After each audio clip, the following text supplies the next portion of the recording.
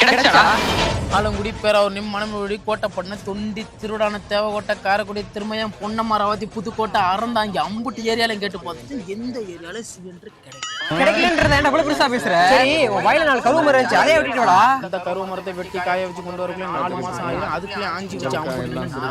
சரிடா உன் வீட்டுக்கு முன்னாடி ஒரு பட்டை புளிய முடிஞ்சல நான் கட்ட உடைச்சிட்டு வாடா. 3 வருஷத்துக்கு முன்னாடி முனிசிபாலிட்டி இருந்து சிம் ரோடு போறதா மொத்த மரத்தையும் வெட்டி போட்டு போஸ்ட் பண்ணிட்டு வச்சு போனாங்க. அதுல காயும் காய்க்கல பூவும் பூக்கல.